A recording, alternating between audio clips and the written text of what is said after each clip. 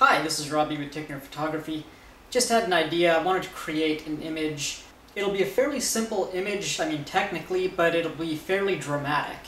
I want to take my beauty dish and my Alien B800 and basically just illuminate the mask of my face. I'll turn sideways profile, almost looking away from the camera. You won't be able to see my eyes. And it'll only be the mask of my face illuminated, and I'll be so close to the light source that it should fall off by the time it reaches the back of my head. So it should be totally black from probably my ears on. And if it's not perfect in camera, we can fix it in post with a virtual graduated neutral density filter coming from behind. But we should be able to do this as long as we're really close to the light source. The inverse square law should say our light will fall off really quickly. Now, the feeling behind this image is kind of sadness or leaving or something's lost. I'm not an actor at all, so it'll be interesting to see if I can conjure up something that kind of conveys that type of emotion. So I have my Alien B800 on a beauty dish with a 22-inch beauty dish, and I'm going to have my head almost inside the thing. I'm going to be using my A77 with the Zeiss 24-70 2.8. Zoomed in so it's framed probably just my head. And then I have a cable release, so I'll be able to fire off a bunch of shots, and we'll see if this works, and then we'll go into post and clean it up. So let's take a couple test shots.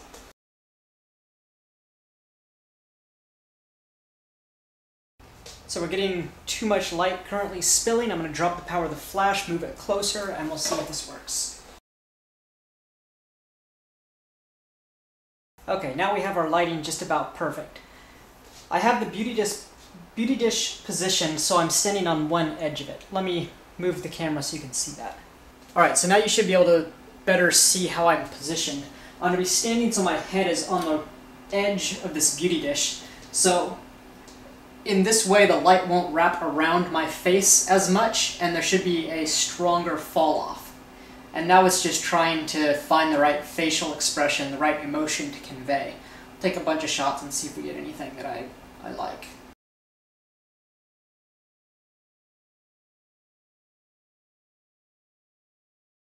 Alright, so I blasted a lot away, trying to conjure up some kind of emotion.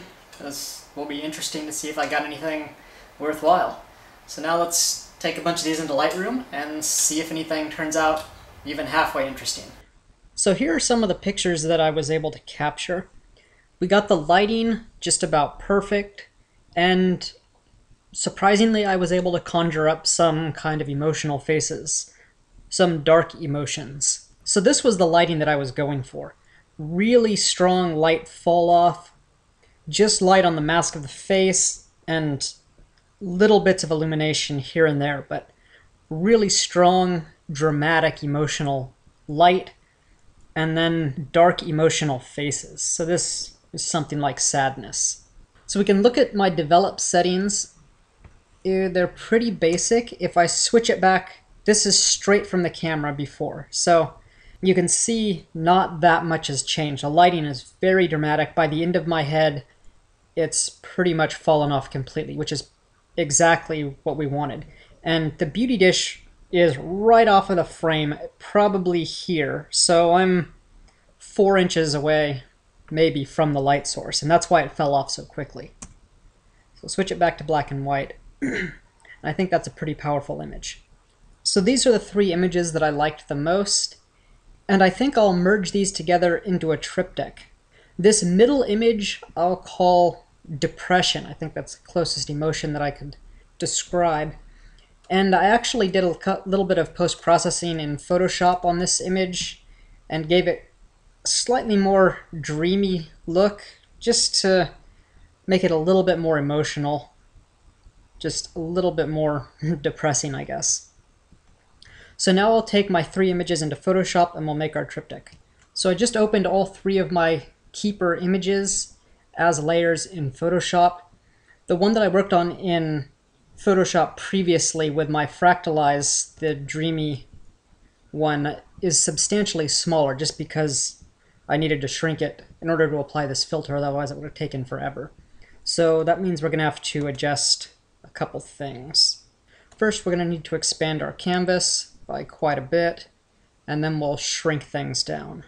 So this image, our smallest one, is about 1500 pixels wide and 18 tall. So let's see here. We're going to figure out where we want to place this. Use a ruler, and my other images will be constrained to this guy. So our next image, need another ruler that will lock onto this thing. Why can't I see that? That's pretty close.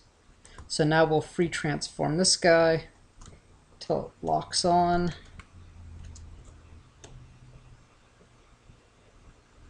Okay, there we go. So that's pretty good.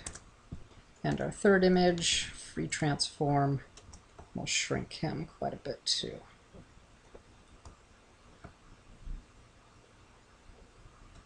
Alright, I actually need a little bit more width in this, so I'm going to adjust my canvas size a little bit more.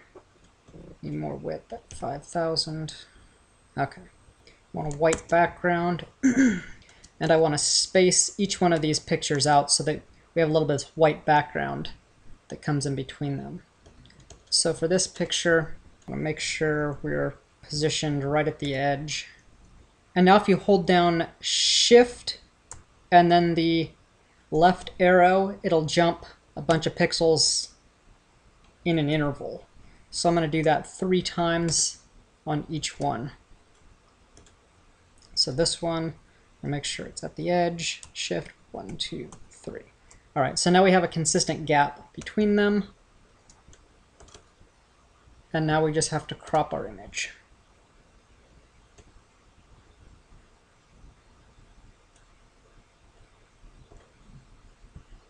And there we have our final triptych image. We have sadness, we have pain, and we have depression. So I hope this inspires you to go and try and use lighting to make your images much more dramatic, to try and bring out some emotion. This was a really simple lighting setup, just one light really close to the subject, and I think it created a pretty cool, pretty moody effect. If you have any questions or comments, please leave them below. Otherwise, like and subscribe. Thank you. Bye.